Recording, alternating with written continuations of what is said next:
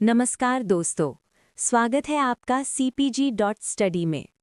आज हम भारतीय संविधान के एक अत्यंत महत्वपूर्ण और आधारभूत विषय प्रस्तावना का गहन अध्ययन करने जा रहे हैं। प्रस्तावना संविधान की भूमिका या परिचय है, जिसमें संविधान का सार और उसके मूल उद्देश्य निहित होते हैं।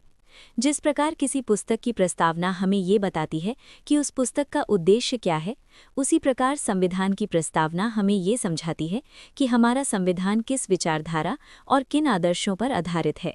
सबसे पहले अमेरिकी संविधान में प्रस्तावना की परंपरा शुरू हुई थी। बाद में भारत सहित अनेक देशों ने इस परंपरा का अनुसरण किया। इसका अर्थ ये है कि प्रस्तावना किसी भी संविधान की वैचारिक दिशा तय करती है। प्रसिद्ध विधिवेत्ता N.A. पालखीवाला ने प्रस्तावना को संविधान का पहचान पत्र कहा है। इसका आशय ये है कि यदि हमें संविधान की आत्मा और उसकी मूल पहचान समझनी हो तो हमें प्रस्तावना को ध्यान से पढ़ना चाहिए। भारतीय संविधान की प्रस्तावना उद्देश्य प्रस्ताव पर आधारित है। ये उद्देश्य प्रस्ताव पंडित जवाहरलाल नेहरू द्वारा 13 दिसंबर 1946 को संविधान सभा में प्रस्तुत किया गया था। बाद में 22 जनवरी 1947 को इसे संविधान सभा द्वारा स्वीकार कर लिया गया। समय के साथ प्रस्तावना में भी संशोधन हुआ। 42वें संविधान संशोधन अधिनियम 1976 द्वारा प्रस्तावना में 3 महत्वपूर्ण शब्द जोड़े गए: समाजवादी, पंथनिरपेक्ष और अखंडता। इन शब्दों के जुड़ने से प्रस्तावना का स्वरूप और भी स्पष्ट तथा व्यापक हो गया। इस प्रकार प्रस्तावना केवल कुछ पंक्तियां नहीं है, बल्कि ये हमारे संविधान की वैचारिक नींव और राष्ट्रीय संकल्प की घोषणा है। भारतीय संविधान की प्रस्तावना का वर्तमान स्वरूप इस प्रकार है: हम भारत के लोग भारत को एक संपूर्ण प्रभुत्व संपन्न, समाजवादी, पंथनिरपेक्ष, लोकतंत्रात्मक गणराज्य बनाने के लिए तथा उसके समस्त नागरिकों को सामाजिक, आर्थिक और राजनीतिक न्याय, विचार, अभिव्यक्ति, विश्वास, धर्म और उपासना की स्वतंत्रता, प्रतिष्ठा और अवसर की समानता प्राप्त कराने के लिए तथा उन सब में व्यक्ति की गरिमा और राष्ट्र की एकता और अखंडता सुनिश्चित करने वाली बंधुता बढ़ाने के लिए अपनी संविधान सभा में आज दिनांक 26 नवंबर 1949 को एतद द्वारा इस संविधान को अंगीकृत, अधिनियमित और आत्मार्पित करते हैं। दोस्तों, प्रस्तावना की शुरुआत शब्दों से होती है: हम भारत के लोग। ये शब्द अत्यंत महत्वपूर्ण है क्योंकि ये दर्शाते हैं कि संविधान की सर्वोच्च शक्ति जनता में निहित है। अर्थात संविधान की वैधता और अधिकार किसी राजा या किसी विदेशी शक्ति से नहीं, बल्कि भारत की जनता से प्राप्त होता है। प्रस्तावना में भारत को 5 विशेषताओं वाला राज्य घोषित किया गया है: sovereign, socialist, secular, democratic, Republic. अर्थात भारत एक संपूर्ण प्रभुत्व संपन्न, समाजवादी, पंथनिरपेक्ष, लोकतंत्रात्मक गणराज्य है। इसके साथ ही प्रस्तावना संविधान के 4 मूल उद्देश्यों को भी स्पष्ट करती है: न्याय, स्वतंत्रता, समानता और बंधुता। न्याय को सामाजिक, आर्थिक और राजनीतिक 3 रूपों में विभाजित किया गया है। स्वतंत्रता में विचार, अभिव्यक्ति, विश्वास, धर्म और उपासना की स्वतंत्रता शामिल है। समानता में प्रतिष्ठा और अवसर की समानता की बात कही गई है और बंधुता के माध्यम से व्यक्ति की गरिमा तथा राष्ट्र की एकता और अखंडता सुनिश्चित करने का संकल्प व्यक्त किया गया है। अंत में ये उल्लेख किया गया है कि 26 नवंबर 1949 को संविधान सभा ने इस संविधान को अंगीकृत, अधिनियमित और आत्मार्पित किया। इस प्रकार प्रस्तावना केवल औपचारिक घोषणा नहीं, बल्कि ये हमारे राष्ट्र के आदर्शों और उद्देश्यों की स्पष्ट अभिव्यक्ति है। अब हम जानेंगे प्रस्तावना की घटक यानी इंग्रेडिएंट्स ऑफ द प्रिएम्बल। प्रस्तावना संविधान के 4 प्रमुख घटकों या अवयवों को प्रकट करती है। ये 4 घटक हमें ये समझने में मदद करते हैं कि प्रस्तावना वास्तव में किन किन बातों को स्पष्ट करती है। सबसे पहला घटक है संविधान की सत्ता का स्रोत यानी सोर्स ऑफ अथॉरिटी। प्रस्तावना स्पष्ट रूप से कहती है: हम भारत के लोग।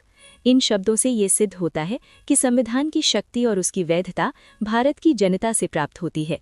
अर्थात संविधान किसी राजा, किसी विदेशी शक्ति या किसी विशेष वर्ग द्वारा नहीं, बल्कि स्वयं जनता द्वारा स्वयं को प्रदान किया गया है। दूसरा घटक है भारतीय राज्य की प्रकृति यानी नेचर ऑफ इंडियन स्टेट। प्रस्तावना भारत को घोषित करती है संपूर्ण प्रभुत्व संपन्न, समाजवादी, पंथनिरपेक्ष, लोकतंत्रात्मक गणराज्य। इससे स्पष्ट होता है कि हमारा राज्य किस प्रकार की राजनीतिक व्यवस्था पर आधारित है और उसकी वैचारिक पहचान क्या है। तीसरा घटक है संविधान के उद्देश्य यानी ऑब्जेक्टिव्स ऑफ द कॉन्स्टिट्यूशन। संविधान जिन आदर्शों को प्राप्त करना चाहता है वे प्रस्तावना में स्पष्ट रूप से बताए गए हैं। ये हैं न्याय, स्वतंत्रता, समानता और बंधुता। न्याय को सामाजिक, आर्थिक और राजनीतिक 3 रूपों में विभाजित किया गया है। स्वतंत्रता, समानता और बंधुता भी राष्ट्र निर्माण के मूल स्तंभ के रूप में प्रस्तुत किए गए हैं। चौथा और अंतिम घटक है संविधान अंगीकरण की तिथि, यानी डेट ऑफ अडॉप्शन। प्रस्तावना में ये स्पष्ट रूप से उल्लेख किया गया है कि संविधान सभा ने 26 नवंबर 1949 को संविधान को अंगीकृत, अधिनियमित और आत्मार्पित किया। इस प्रकार प्रस्तावना केवल आदर्शों की सूची नहीं, बल्कि ये हमारे राष्ट्र के आदर्शों और उद्देश्यों की स्पष्ट अभिव्यक्ति है। अब हम जानेंगे संपूर्ण प्रभुत्व संपन्न। प्रस्तावना में भारत को संपूर्ण प्रभुत्व संपन्न घोषित किया गया है। इसका अर्थ है कि भारत ना तो किसी अन्य देश का उपनिवेश है और ना ही किसी के अधीन राज्य। भारत एक पूर्ण स्वतंत्र राष्ट्र है। संपूर्ण प्रभुत्व संपन्न होने का पहला अर्थ है पूर्ण स्वतंत्रता। भारत किसी भी बाहरी शक्ति के नियंत्रण में नहीं है। दूसरा अर्थ है सर्वोच्च सत्ता। भारत के ऊपर कोई बाहरी या आंतरिक सर्वोच्च सत्ता नहीं है। वो अपने सभी निर्णय स्वयं लेने में सक्षम है। तीसरा महत्वपूर्ण पहलू है आंतरिक एवं बाह्य नियंत्रण। भारत अपने आंतरिक प्रशासन, नीतियों और कानूनों का निर्माण स्वयं करता है। साथ ही वो अपने विदेशी संबंधों का संचालन भी स्वतंत्र रूप से करता है। चौथा बिंदु है 1950 से पूर्ण संप्रभुता। 26 जनवरी 1950 को भारत ने स्वयं को सार्वभौम गणराज्य घोषित किया और पूर्ण संवैधानिक संप्रभुता स्थापित की। पांचवा बिंदु है कॉमनवेल्थ और संयुक्त राष्ट्र की सदस्यता। भारत इन संगठनों का सदस्य है, लेकिन ये सदस्यता स्वैच्छिक है और भारत की संप्रभुता को प्रभावित नहीं करती। छठा और अंतिम बिंदु है क्षेत्रीय अधिकार। एक संप्रभु राज्य होने के नाते भारत को ये अधिकार है कि वो किसी क्षेत्र का अधिग्रहण कर सकता है या अपने क्षेत्र का कोई भाग त्याग सकता है। इस प्रकार संपूर्ण प्रभुत्व संपन्न शब्द ये स्पष्ट करता है कि भारत एक पूर्णतः स्वतंत्र और सर्वोच्च अधिकार संपन्न राष्ट्र है। अब हम जानेंगे समाजवादी। प्रस्तावना में समाजवादी शब्द 42वें संविधान संशोधन अधिनियम 1976 द्वारा जोड़ा गया। इससे पहले ये शब्द प्रस्तावना में नहीं था, लेकिन संविधान में समाजवाद की भावना पहले से ही मौजूद थी। संशोधन से पहले भी संविधान के नीति निर्देशक सिद्धांतों में समाजवादी तत्व निहित थे, अर्थात सामाजिक और आर्थिक न्याय की स्थापना का लक्ष्य पहले से ही संविधान का हिस्सा था, जिसे 1976 में स्पष्ट रूप से प्रस्तावना में व्यक्त कर दिया गया। भारत का समाजवाद लोकतांत्रिक समाजवाद है। इसका अर्थ है कि भारत ने साम्यवाद या राज्य समाजवाद को नहीं अपनाया, जहां सभी उत्पादन के साधनों का राष्ट्रीयकरण कर दिया जाता है, बल्कि भारत ने लोकतांत्रिक ढांचे के भीतर समाजवादी आदर्शों को स्वीकार किया है। भारत की आर्थिक व्यवस्था मिश्रित अर्थव्यवस्था पर आधारित है। यहाँ सार्वजनिक और निजी क्षेत्रों का सह अस्तित्व है। पूर्ण राष्ट्रीयकरण का सिद्धांत भारत ने स्वीकार नहीं किया। समाजवाद का मुख्य उद्देश्य है गरीबी, अज्ञानता, बीमारी और अवसरों की असमानता को समाप्त करना। इसके माध्यम से धन, आय और संपत्ति की असमानताओं को कम करने का प्रयास किया जाता है। ऐतिहासिक दृष्टि से देखें तो 1955 में कांग्रेस पार्टी ने अवाड़ी अधिवेशन में समाजवादी पैटर्न ऑफ सोसाइटी स्थापित करने का संकल्प लिया था। हालांकि 1991 की नई आर्थिक नीति, जिसमें उदारीकरण, निजीकरण और वैश्वीकरण को बढ़ावा दिया गया, ने भारतीय समाजवाद के स्वरूप को कुछ हद तक प्रभावित किया। इस प्रकार समाजवादी शब्द ये दर्शाता है कि भारतीय राज्य सामाजिक और आर्थिक न्याय की स्थापना के लिए प्रतिबद्ध है। अब हम जानेंगे पंथ निरपेक्ष। प्रस्तावना में पंथ निरपेक्ष शब्द 42वें संविधान संशोधन अधिनियम 1976 द्वारा जोड़ा गया। हालांकि ये शब्द प्रारंभिक प्रस्तावना में नहीं था, लेकिन संविधान की मूल भावना प्रारंभ से ही धर्मनिरपेक्ष थी। संविधान निर्माताओं का उद्देश्य एक धर्मनिरपेक्ष राज्य की स्थापना करना था। सर्वोच्च न्यायालय ने 1974 में भी स्पष्ट किया कि संविधान निर्माताओं की मंशा एक धर्मनिरपेक्ष राज्य स्थापित करने की थी। इसी कारण संविधान में धर्म की स्वतंत्रता से संबंधित प्रावधान जोड़े गए। अनुच्छेद 25 से 28 नागरिकों को धर्म की स्वतंत्रता का मौलिक अधिकार प्रदान करते हैं। प्रत्येक व्यक्ति को अपने धर्म को मानने, उसका आचरण करने और उसका प्रचार करने की स्वतंत्रता है। भारतीय धर्मनिरपेक्षता की एक विशेषता है सकारात्मक धर्मनिरपेक्षता। इसका अर्थ है कि राज्य सभी धर्मों को समान सम्मान और संरक्षण प्रदान करता है। भारत ना तो किसी एक धर्म को राज्य धर्म घोषित करता है, जैसा कि एक थियोक्रेटिक राज्य करता है, और ना ही वो धर्म का विरोध करता है, जैसा कि एक नास्तिक राज्य करता है। भारत का राज्य सभी धर्मों के प्रति तटस्थ रहता है। साथ ही राज्य किसी भी नागरिक के साथ धर्म के आधार पर भेदभाव नहीं करता। सभी धर्मों को समान दर्जा और समान अवसर प्राप्त हैं। इस प्रकार पंथ निरपेक्ष शब्द ये सुनिश्चित करता है कि भारत एक ऐसा राष्ट्र है जहां धर्म और राज्य अलग अलग हैं और सभी धर्मों को समान सम्मान प्राप्त है। अब हम जानेंगे लोकतंत्रात्मक डेमोक्रेटिक। प्रस्तावना में भारत को लोकतंत्रात्मक राज्य घोषित किया गया है। लोकतंत्र का मूल आधार है लोकप्रिय संप्रभुता, अर्थात सर्वोच्च सत्ता जनता के पास होती है। प्रस्तावना के शब्द हम भारत के लोग इसी सिद्धांत को स्पष्ट रूप से व्यक्त करते हैं। लोकतंत्र दो प्रकार का होता है, प्रत्यक्ष और अप्रत्यक्ष। प्रत्यक्ष लोकतंत्र में जनता सीधे शासन के निर्णयों में भाग लेती है, जबकि अप्रत्यक्ष या प्रातिनिधिक लोकतंत्र में जनता अपने प्रतिनिधियों का चुनाव करती है और वे प्रतिनिधि शासन चलाते हैं। भारत ने अप्रत्यक्ष या प्रातिनिधिक लोकतंत्र को अपनाया है। भारत में संसदीय लोकतंत्र की व्यवस्था है। इस प्रणाली में कार्यपालिका विधायिका के प्रति उत्तरदायी होती है। मंत्रिपरिषद लोकसभा के प्रति सामूहिक रूप से जिम्मेदार होती है। लोकतंत्र की कुछ प्रमुख विशेषताएं हैं: सार्वभौमिक वयस्क मताधिकार, नियमित और निष्पक्ष चुनाव, विधि का शासन, स्वतंत्र न्यायपालिका और भेदभाव का अभाव। प्रस्तावना में लोकतंत्रात्मक शब्द केवल राजनीतिक लोकतंत्र तक सीमित नहीं है, ये सामाजिक और आर्थिक लोकतंत्र की स्थापना की भी बात करता है। Doctor B.R. अम्बेडकर ने कहा था कि राजनीतिक लोकतंत्र तब तक स्थायी नहीं रह सकता जब तक उसके आधार में सामाजिक लोकतंत्र न हो, और सामाजिक लोकतंत्र स्वतंत्रता, समानता और बंधुता पर आधारित होता है। इस प्रकार लोकतंत्रात्मक शब्द ये सुनिश्चित करता है कि भारत में शासन जनता की इच्छा के अनुसार, जनता के प्रतिनिधियों द्वारा और जनता के हित में चलाया जाता है।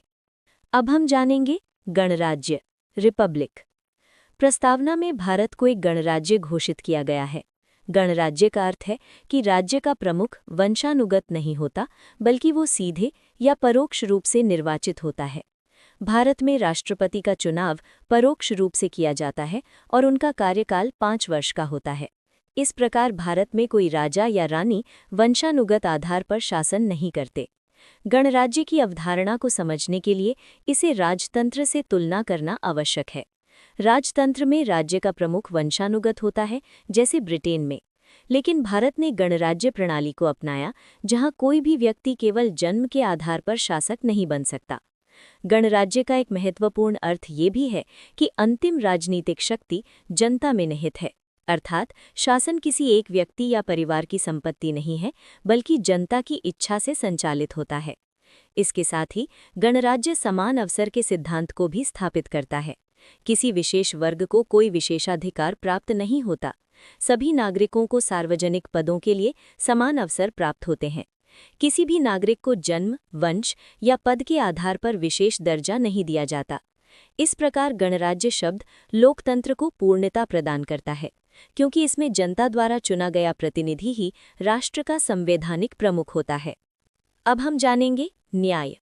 प्रस्तावना में न्याय को 3 भागों में विभाजित किया गया है: सामाजिक न्याय, आर्थिक न्याय और राजनीतिक न्याय। सबसे पहले बात करते हैं सामाजिक न्याय की। सामाजिक न्याय का अर्थ है समाज में जाति, धर्म, लिंग, रंग आदि के आधार पर भेदभाव का अंत। इसका उद्देश्य किसी विशेष वर्ग को विशेषाधिकार न देना है।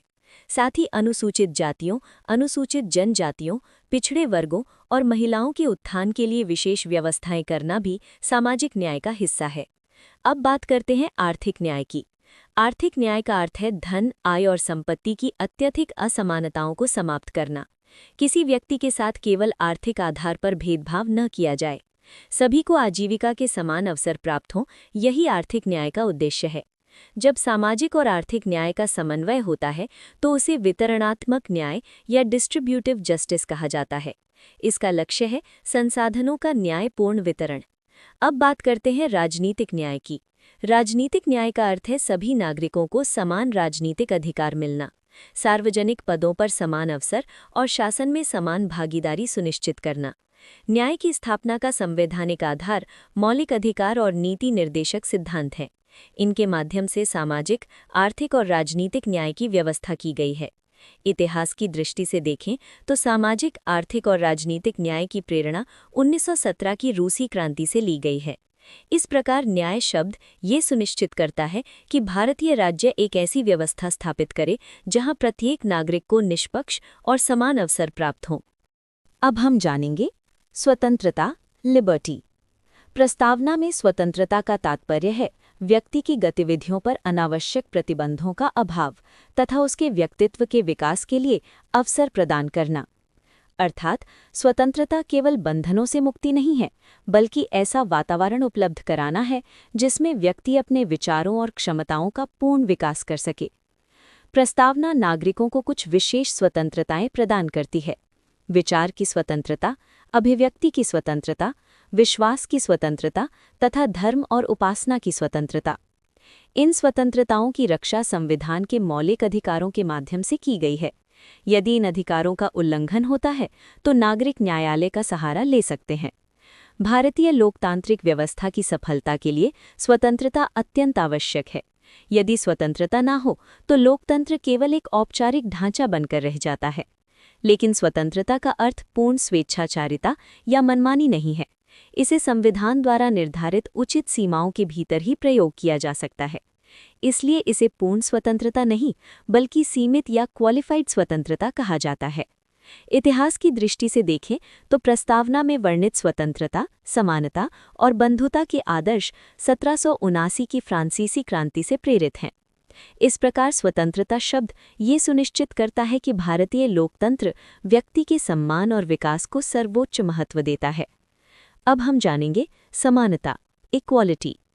प्रस्तावना में समानता का अर्थ है कि किसी भी वर्ग को विशेषाधिकार न दिया जाए और सभी नागरिकों को बिना किसी भेदभाव के समान अवसर प्रदान किए जाएं। इसका उद्देश्य एक ऐसी व्यवस्था स्थापित करना है जहां प्रत्येक व्यक्ति को समान दर्जा और समान अवसर प्राप्त हों। प्रस्तावना नागरिकों को स्थिति की समानता, इक्वालिटी ऑफ स्टेटस और अवसर की समानता, इक्वालिटी ऑफ अपॉर्चुनिटी देने का संकल्प व्यक्त करती है। स्थिति की समानता का अर्थ है कि किसी व्यक्ति के साथ धर्म, जाति, लिंग, जन्मस्थान आदि के आधार पर भेदभाव न किया जाए। अवसर की समानता का अर्थ है कि सभी को सार्वजनिक पदों और अन्य क्षेत्रों में समान अवसर प्राप्त हों। संविधान के मौलिक अधिकारों में समानता को विशेष महत्व दिया गया है। अनुच्छेद 14 कानून के समक्ष समानता की गारंटी देता है। अनुच्छेद 15 धर्म, जाति, लिंग, जन्मस्थान आदि के आधार पर भेदभाव को निषिद्ध करता है। अनुच्छेद 16 सार्वजनिक रोजगार में समान अवसर सुनिश्चित करता है। अनुच्छेद 17 अस्पृश्यता का उन्मूलन करता है और अनुच्छेद 18 उपाधियों का अंत करता है। राजनीतिक समानता के लिए संविधान ये सुनिश्चित करता है कि किसी भी व्यक्ति को मतदाता सूची में शामिल होने से धर्म, जाति या लिंग के आधार पर वंचित न किया जाए। साथ ही लोकसभा और राज्य विधानसभाओं के चुनाव वयस्क मताधिकार के आधार पर होते हैं। इसके अतिरिक्त नीति निर्देशक सिद्धांतों में पुरुषों और महिलाओं को समान आजीविका का अधिकार तथा समान कार्य के लिए समान वेतन देने की व्यवस्था की गई है। इस प्रकार समानता केवल कानूनी समानता तक सीमित नहीं है, बल्कि सामाजिक, राजनीतिक और आर्थिक समानता की स्थापना का भी लक्ष्य रखती है। अब हम जानेंगे बंधुता, फ्रेटर्निटी। प्रस्तावना में बंधुता का अर्थ है नागरिकों के बीच भाईचारे, सद्भाव और पारस्परिक सम्मान की भावना का विकास करना। ये केवल एक भावनात्मक शब्द नहीं है, बल्कि राष्ट्रीय एकता को सुदृढ़ करने का एक महत्वपूर्ण आधार है। बंधुता का पहला उद्देश्य है व्यक्ति की गरिमा, डिग्निटी ऑफ द इंडिविजुअल, रक्षा करना। संविधान केवल भौतिक उन्नति की बात नहीं करता, बल्कि प्रत्येक व्यक्ति के सम्मान और व्यक्तित्व की रक्षा का संकल्प भी व्यक्त करता है। दूसरा महत्वपूर्ण उद्देश्य है राष्ट्र की एकता और अखंडता। बंधुता का लक्ष्य राष्ट्रीय एकता को मजबूत करना और देश की अखंडता को बनाए रखना है। अखंडता शब्द 42वें संविधान संशोधन अधिनियम 1976 द्वारा प्रस्तावना में जोड़ा गया। संविधान में एकल नागरिकता की व्यवस्था भी बंधुता को सुदृढ़ करती है, क्योंकि इससे पूरे देश के नागरिकों में एक समान राष्ट्रीय पहचान विकसित होती है। बंधुता का संबंध मौलिक कर्तव्यों से भी है। अनुच्छेद 51(a) के अनुसार प्रत्येक नागरिक का कर्तव्य है कि वो भारत की संप्रभुता, एकता और अखंडता की रक्षा करे तथा महिलाओं की गरिमा के विरुद्ध प्रथाओं का त्याग करे। बंधुता का अंतिम उद्देश्य राष्ट्रीय एकीकरण को सुदृढ़ करना है और सांप्रदायिकता, क्षेत्रवाद, भाषावाद तथा अलगाववाद जैसी बाधाओं को समाप्त करना है। इस प्रकार बंधुता ये सुनिश्चित करती है कि न्याय, स्वतंत्रता और समानता के आदर्श केवल कानूनी सिद्धांत न रह जाएं, बल्कि समाज में वास्तविक भाईचारे और एकता के रूप में स्थापित हों। अब हम जानेंगे प्रस्तावना का महत्व, सिग्निफिकेंस ऑफ द प्रीएम्बल। प्रस्तावना संविधान की मूल भावना को व्यक्त करती है। ये संविधान के आधारभूत दर्शन और उसके राजनीतिक, नैतिक तथा सामाजिक मूल्यों को स्पष्ट रूप से सामने रखती है। प्रस्तावना संविधान निर्माताओं के दृष्टिकोण को भी दर्शाती है। ये संविधान सभा के सपनों, आदर्शों और राष्ट्र निर्माण के संकल्प का प्रतिबिंब है। इसी कारण कई विद्वानों ने प्रस्तावना को संविधान की आत्मा और कुंजी कहा है, क्योंकि प्रस्तावना पूरे संविधान की दिशा निर्धारित करती है और ये बताती है कि संविधान किस उद्देश्य की प्राप्ति के लिए बनाया गया है। यदि संविधान के किसी अनुच्छेद का अर्थ अस्पष्ट हो तो उसकी व्याख्या में प्रस्तावना मार्गदर्शक सिद्धांत के रूप में कार्य करती है, अर्थात प्रस्तावना संविधान की व्याख्या करने में सहायक होती है। प्रस्तावना न्याय, स्वतंत्रता, समानता और बंधुता जैसे आदर्शों की औपचारिक घोषणा करती है। ये आदर्श केवल शब्द नहीं है, बल्कि भारतीय राज्य की मूल प्रतिबद्धता हैं। साथ ही प्रस्तावना भारत को एक संप्रभु, समाजवादी, पंथनिरपेक्ष, लोकतंत्रात्मक गणराज्य के रूप में स्थापित करने की स्पष्ट घोषणा करती है। इस प्रकार प्रस्तावना केवल भूमिका नहीं है, बल्कि ये संविधान की वैचारिक आधारशिला और राष्ट्रीय उद्देश्य की उद्घोषणा है। अब हम जानेंगे, क्या प्रस्तावना संविधान का भाग है? प्रस्तावना को लेकर एक महत्वपूर्ण विवाद ये रहा है कि क्या ये वास्तव में संविधान का हिस्सा है या नहीं। सबसे पहले 1960 में बरूबाई संघ मामला सामने आया। इस मामले में सर्वोच्च न्यायालय ने कहा कि प्रस्तावना संविधान के उद्देश्यों को बताती है और संविधान की व्याख्या में सहायक है। लेकिन न्यायालय ने ये भी कहा कि प्रस्तावना संविधान का भाग नहीं है। इसके बाद 1973 में केशवानंद भारती मामला आया, जो भारतीय संवैधानिक इतिहास का एक ऐतिहासिक निर्णय है। इस मामले में सर्वोच्च न्यायालय ने अपने पूर्व निर्णय को बदलते हुए कहा कि प्रस्तावना संविधान का अभिन्न अंग है। बाद में 1995 के LIC मामले में भी सर्वोच्च न्यायालय ने पुनः स्पष्ट किया कि प्रस्तावना संविधान का महत्वपूर्ण और अविभाज्य हिस्सा है। न्यायालय ने ये भी स्पष्ट किया कि यदि संविधान के किसी अनुच्छेद में अस्पष्टता हो तो प्रस्तावना मार्गदर्शक सिद्धांत के रूप में कार्य करती है। हालांकि प्रस्तावना स्वयं में विधायिका को कोई शक्ति प्रदान नहीं करती और न ही उसकी शक्तियों पर कोई प्रतिबंध लगाती है। साथ ही प्रस्तावना अविधेय अर्थात नॉन जस्टिसिएबल है। इसका अर्थ है कि प्रस्तावना के प्रावधानों को सीधे न्यायालय में लागू नहीं कराया जा सकता। इस प्रकार वर्तमान न्यायिक दृष्टिकोण के अनुसार प्रस्तावना संविधान का अभिन्न अंग है, लेकिन ये स्वयं में शक्ति का स्रोत नहीं है। अब हम जानेंगे प्रस्तावना की संशोधन योग्यता। ये प्रश्न पहली बार 1973 के केशवानंद भारती मामले में उठा कि क्या प्रस्तावना में संशोधन किया जा सकता है या नहीं। याचिकाकर्ता का तर्क था कि प्रस्तावना संविधान का भाग नहीं है, इसलिए इसमें संशोधन नहीं किया जा सकता। लेकिन सर्वोच्च न्यायालय ने अपने निर्णय में स्पष्ट किया कि प्रस्तावना संविधान का अभिन्न अंग है। न्यायालय ने ये भी कहा कि अनुच्छेद 368 के अंतर्गत संसद को संविधान में संशोधन करने की शक्ति प्राप्त है और इस शक्ति के अंतर्गत प्रस्तावना में भी संशोधन किया जा सकता है। हालांकि न्यायालय ने एक महत्वपूर्ण सीमा निर्धारित की। संविधान की मूल संरचना अर्थात बेसिक स्ट्रक्चर को नष्ट या परिवर्तित नहीं किया जा सकता। अर्थात संसद प्रस्तावना में संशोधन तो कर सकती है, लेकिन प्रस्तावना में निहित मूल तत्वों को समाप्त नहीं कर सकती। अब तक प्रस्तावना में केवल एक बार संशोधन हुआ है, 42वां संविधान संशोधन अधिनियम 1976। इसके द्वारा समाजवादी, पंथनिरपेक्ष और अखंडता शब्द जोड़े गए। इस प्रकार प्रस्तावना संशोधन योग्य है, लेकिन उसकी मूल संरचना को बदला नहीं जा सकता।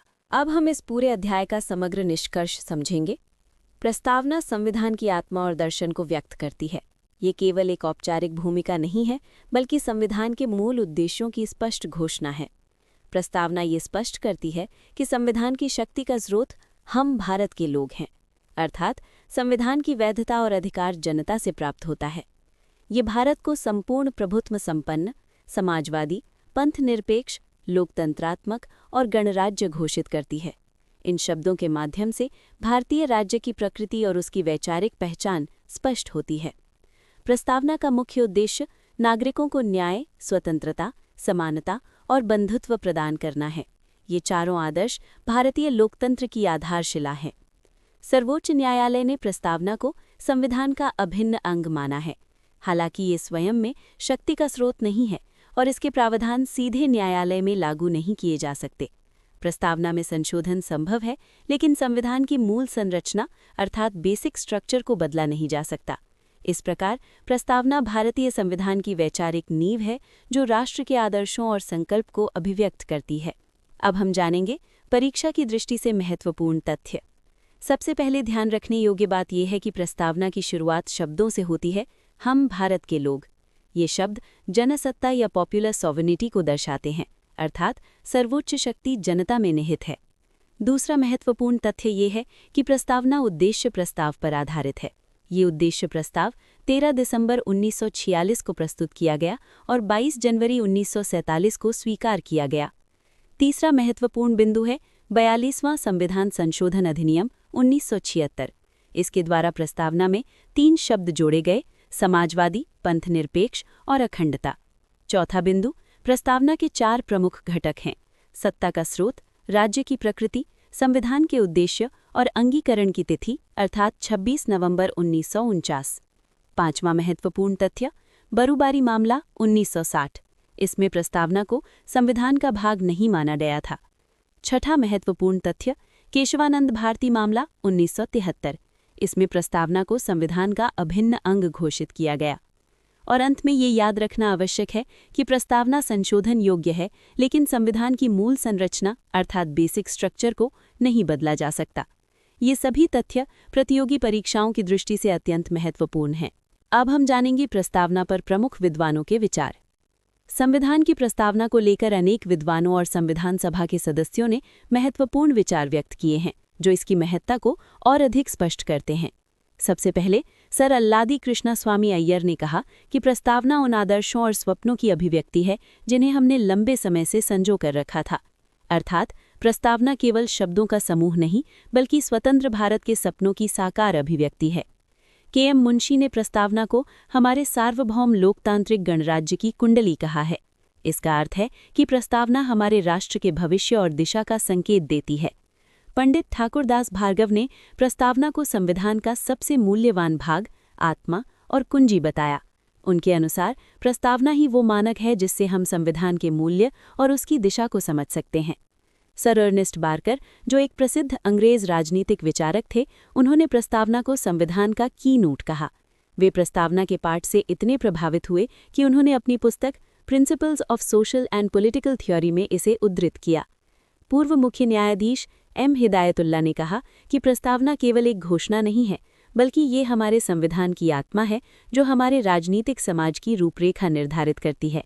इन सभी विचारों से स्पष्ट होता है कि प्रस्तावना भारतीय संविधान की वैचारिक और नैतिक आधारशिला है। अब हम जानेंगे मूल संरचना सिद्धांत और प्रस्तावना।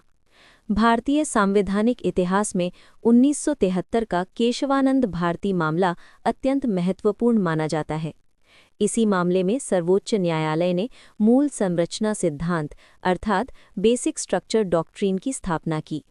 न्यायालय ने कहा कि प्रस्तावना संविधान का अभिन्न अंग है और इसमें निहित तत्व संविधान की मूल संरचना का आधार हैं। अनुच्छेद 368 संसद को संविधान में संशोधन करने की शक्ति प्रदान करता है, लेकिन इस शक्ति की भी एक सीमा है। संसद संविधान में संशोधन तो कर सकती है, परंतु वो संविधान की मूल संरचना को नष्ट या परिवर्तित नहीं कर सकती। न्यायालय ने ये भी स्पष्ट किया कि यदि प्रस्तावना में निहित मूल तत्वों को हटा दिया जाए तो संविधान अपनी पहचान खो देगा, अर्थात संविधान का ढांचा और उसकी आत्मा समाप्त हो जाएगी। संप्रभुता, लोकतंत्र, गणराज्य, न्याय, स्वतंत्रता, समानता और बंधुता जैसे आदर्श संविधान की मूल विशेषताएं माने जाते हैं। ये केवल शब्द नहीं है, बल्कि भारतीय राज्य की आधारभूत विशेषताएं हैं।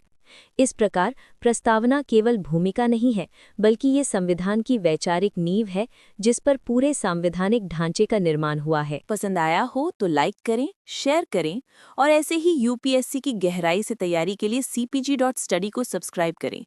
मिलते हैं अगले वीडियो में। जय हिंद।